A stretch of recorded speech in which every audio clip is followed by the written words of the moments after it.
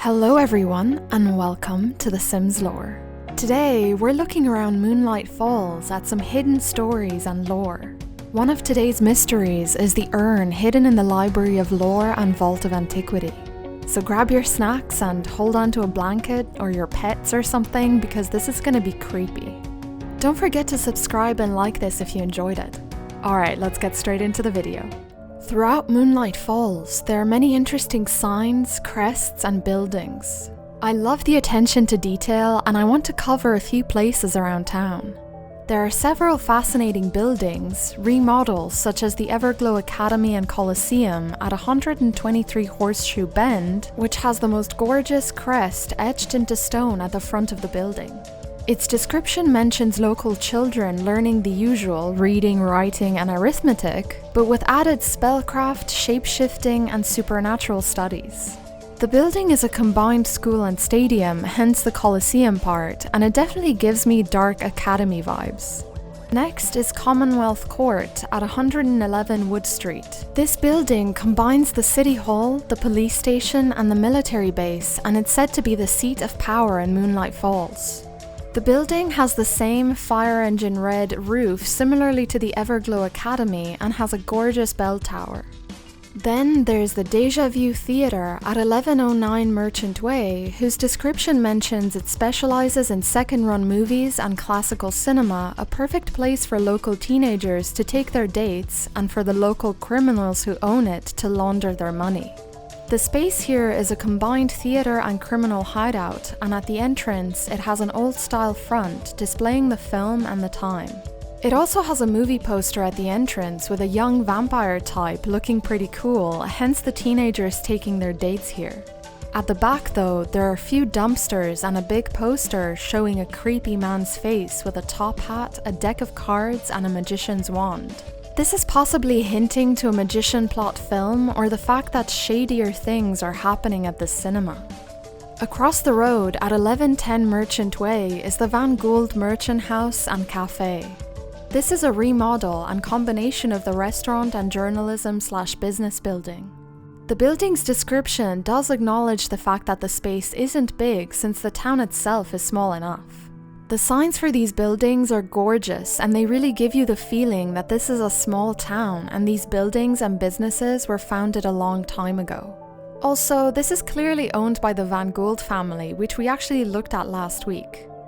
This big advertisement right here is amazing. I mean, coffee and donuts. It looks like they're running a coffee and donut snack combo, which will probably save your sim some simoleons. Nearby is the Moonlight Falls Historical Society and Museum at 1105 Merchant Way. The building looks like it could have been a family home turned into a museum, but the building's description doesn't mention its history. Inside, there are lots of paintings and artworks, mainly paintings that are new within this pack. One of them is Comforts of Home, whose description in buy mode reads, "This portrait recalls all of the cozy feelings of that place we call home. Painted by renowned artist Franco de Latisi, art historians believe this painting to show de Latisi's actual home. Art lovers appreciate Franco's muted use of color to evoke a warm sense of memory, but rarely seem to discuss the fact that Franco had mysteriously disappeared in the house." Stranger still is the fact that the painting didn't seem to surface until 1 year after Franco de Latisi's disappearance. I find this really interesting. If we look closer at the painting, we can kind of see the resemblance it has to the museum front. Maybe with some light changes for sure, but it's the same shape. My theory is that this was Franco de Latisi's house that was later turned into a museum by either his ghost or his family's ghosts. Next is Commonwealth Court, whose description reads, "This stately portrait of Moonlight Falls' crown jewel proudly shines with the eminence and dignity associated with this iconic building. Built by the Supernaturals who were first settled the town, Commonwealth Court has long served and protected the citizens of Moonlight Falls. And for all of those years, the building has stood completely unhaunted, though at times this painting might suggest otherwise." So from what we can gather, the description says that Commonwealth Court is not at all haunted, but that the painting itself suggests it might be. Huh, that sounds pretty creepy. Let's look at the next painting of Everglow Academy. This reads, The Everglow family, one of Moonlight Falls' first fairy clans, established this school with the mission to make magic learning and learning magic. Some say the school was built on haunted grounds, but nobody has been able to prove this. But some claim to have seen the truth. So during the night, these mysterious paintings and pictures turn into something else, almost as if they're cursed or haunted. There are 11 haunted paintings in total that came with the pack. The house and comforts of home is now pictured in a foggy setting at night, all brightly lit from the inside. We can also see what appears to be a ghost family. The smaller figure here I believe to be a child, and they all look like they're heading inside. My theory about this is that Franco lived in the house, which later became a museum at his family's discretion. His disappearance was a mystery, however it's hinted that the house was haunted since Franco seems to have disappeared in it. My theory is that perhaps the family seen here at the front of the house didn't like Franco's idea of turning the space into an art gallery or museum. However, it seems that the ghost family lost this one and Franco managed to resurface his work a year later despite meeting his demise. Commonwealth Court is also one of the haunted pictures now seen at night during a lightning storm. An Everglow Academy is also pictured at night but seems to have 6 ghosts, 5 at the front of the building and 1 standing on top of the far left side of the building's roof. As the backstory suggests, this might be the proof that Sims have seen the truth about the burial grounds of the Academy. Let's also look at the Fairy Gardens, whose description reads, "Experience the magic of nature. Horticulture, gardening competitions, plants, and greenery. Fairies love this place and they love to play with visitors. The gardens hold this beautiful baby blue arboretum where Sims can tour it, search for fairies, talk to baby's breath, and enter gardening competitions. The garden also holds small fairy homes, all types of plants, and beehive boxes where your Sims can feed the bees, harvest their honey, clean the box, or smoke the hive, which calms bees down and helps Sims not get stung. The spa, bookstore, grocery store, and diner are all nearby here as well on 344 and 348 Knott Street. These small buildings provide the same type of services your Sim would need, but they are much smaller, similarly to the business and restaurant building from earlier. The sale signs for the grocery store are also the most amazing things I've seen in a while. Funnily enough, you can kind of see the inside of the grocery store and diner through the windows, which piqued my curiosity and made me want to go inside both. The detail here is pretty cool. I mean, for rabbit holes, there's a lot of detail involved. You can roam around the aisles of the grocery store and go around tables and chairs in the diner. For the spa and bookstore, you can tell which one is which by the amazing signs at the top of each entrance. However, these 2 buildings don't have anything inside. There are also a couple of abandoned houses around Moonlight Falls that your Sims can't actually go into, but they add to the mystery and lore of the town. One is on the same street as Everglow Academy, or the street Huckleberry Lane, and it seems to be completely dilapidated and boarded up. The next house is right in front of the local gym, which again has amazing signage, and it looks like the family who lived there also left a truck behind. This house could have been abandoned, or someone scared whoever lived here into running away, and fast. My take on these houses is that the founding family's rivalry drove some townsfolk away due to the stress and tension all the rivalry caused. Nearby Pappy Wolf's house, there is a small abandoned factory of some sorts with a production line and a tractor. Next is a building your Sims can actually go into, and this is Alistair's Elixirs and Sundries on 336 Knott Street. This place has the coziest reading nooks where I would 100% fall asleep, and plenty of magic notions and potions for your Sims to explore and purchase. Finally, we're looking at a pretty mysterious building whose name is near and dear to my heart, and that is the Library of Lore and the Vault of Antiquities, situated at 108 Wood Street. The description reads, "As self-appointed town guardians of lore and knowledge, the Van Gold family constructed the Vault of Antiquity as an indestructible and sun-proof repository for ancient relics and texts. Firstly, we can look at the Vault of Antiquity, which is located behind the Library of Lore. Here, Sims can research the supernatural, tour the archives, attend alchemy classes, and enter trivia contests.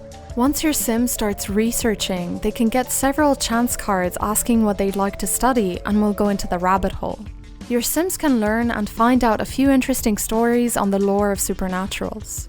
Going inside the library, nothing seems out of the ordinary here. There are plenty of books and bookshelves for any and everything a sim might need. There are lots of seating areas, and honestly, this is the place I go if I want to pretend my sim has a part-time library job. However, when we go back outside, hiding in plain sight is an underground entrance. Going down there, through the door, is a massive hallway filled with tons of different doors. Each door takes you to different rooms, so let's have a closer look at each. The first room on the left has 2 bookshelves, a desk, and a photo of Hiram Samuel Maddox, whose BIMO description reads, Hiram S. Maddox was the living embodiment of the phrase innocent until proven guilty. Even though he was connected to more than a dozen crimes, there was never enough evidence to bring him to trial. He finally got the hint and disappeared from town, though this image of him stayed behind, and maybe something else. So from this we know Hiram was a criminal in Moonlight Falls, but there was not enough evidence to convict him. I have a feeling he needed to flee town because the townsfolk were incredibly angered. Maybe some of the townsfolk got to him before he managed to run away, considering this picture is haunted. At night, we can see Hiram's skull instead of his normal picture. Next, through the door on the right, is the same room setup but with a different painting, Commonwealth Court, which we've already seen in the museum. The next room on the left contains the alchemy station but no paintings, and then the next room on the right has a new painting we haven't looked at yet. This painting is called Finding Peace, and the description reads, "This captivating work has caused endless debate in art circles for decades. Most of the controversy surrounding the title of the work, Finding Peace. Some suggest that Peace is the name of the young woman in the portrait. Others believe that she came to this place in the woods to begin a quest for personal peace, where still others argue that the painting clearly shows the moment that the woman achieves peace. Who was this young dreamer and what will bring her peace? At night, the painting turns into the opposite of what it is in daylight, with the woman screaming in despair and the forest surrounding her in darkness. The moonlight is shining on her and she seems to have claws, which might indicate that she is a werewolf and turns into her true form when there's a full moon, therefore being unable to find peace. In this underground vault, there is a second hallway that leads to a bookshelf. When prompting your sim to inspect it, you see there is a hidden room behind this that contains a llama, which is a travel portal that comes with this pack, a magic jelly bean bush, a bookcase, a moon dial, and what appears to be a shrine with candles, an urn, and a haunted painting. Let's have a look at the painting first. This one is called The Visitors, and its description reads, "One of the most talked about pieces in local art circles, The Visitors is a work shrouded in mystery. No one knows who created this piece, as art historians have never been able to find a signature. Its style matches no known artists, and scholars can only guess at its age. Who are the mysterious couple we see? Is this their home? Are they the visitors? Are we?" The answers to these burning questions may never see the light of day. At night, the painting changes from day to a night with a full moon, and the 2 people standing in front of the house turn into ghosts. The house here I recognize. It seems to be the Van Gould house. I don't seem to recognize the 2 people, but they might be a part of the Van Gould clan. They could also be, like the painting says, some visitors. Although one theory I might have is that they were the human slaves that could have served the Van Goulds back then. So who is in the urn? Could it be a Van Gould? Let's take a closer look. When we resurrect the ghost, we can see their name is Peanut Ball, and they died due to eating a magic jelly bean. Interestingly, there's only a 1% chance of death due to the magic jelly bean, so whoever Peanut is, it's safe to say they were incredibly unlucky. Let's take a closer look at him. Peanut died as a young adult, and he was over-emotional, had a good sense of humor, was a great kisser and a mooch. He is also missing one more trait. His favorites used to be indie music, pancakes, and the color grey. He doesn't seem to be connected to any family in his family tree, and in my game he attended Dribbledine Sports Academy and his lifetime wish was to be living in the lap of luxury. He seems to be wearing a very 1920s outfit with a flat cap, an old suit with a pocket watch or some sort of amulet. If we bring him and create a sim, his day-to-day, however, seems to be a hoodie, some slacks and sneakers. This could have been a mistake by the developers, considering his character is supposed to have died a while back. So we established Peanut died a while back and died from eating a jelly bean, probably from the same bush that now is in the shrine. He doesn't seem to be a Van Gould, however the picture above the shrine might be two of the Van Gould ancestors. So maybe if we find more information, we can start speculating as to who Peanut might have been. He seems to have some living relatives, although it's unknown what relationship they might have had. First is vampire science geek Stan Ball, who lives in Moonlight Falls, and as well Rimpy Ball, a burglar from Hidden Springs. Going back to Stan, him being a vampire makes me think that maybe the Van Goulds has some altercation or rivalry with another family of vampires. Considering they're adamant that they built the town, they would eradicate any family that stands in their way. Maybe one of these families was the Balls. Peanut was probably the patriarch, and he met his demise when the two Van Goulds in the photo decided to lure him into the Library of Lore and have him eat a jelly bean. The shrine then is probably a victory shrine representing their win over the town's true founding family. Let me know your theories on this and if you've played with Peanut and his relatives. Alright guys, there you have it, lots of info on the mysteries around Moonlight Falls and the demise of Peanut Ball. I'd like to thank my patrons Negative Dana, Papa Khan, Leo Thompson, Artsy Flashback, Nathan Lim, Caitlin Luigi, Mr. Netch, A Wild Kitty Cat, Kichijan the Arcane Archer, Carolyn, Andreas, Whitney, Hannah S, Charlie, Libby Young, Perlog Anwell, Brigitte Gill, and Shelby Hill. Thank you guys so much for supporting my channel. That's it for today's video. Thank you all so much for watching. Please like the video if you enjoyed it and let me know your theories in the comments below. Follow me on Twitter and Instagram for more lore and updates. I'll see you in my next video. Bye!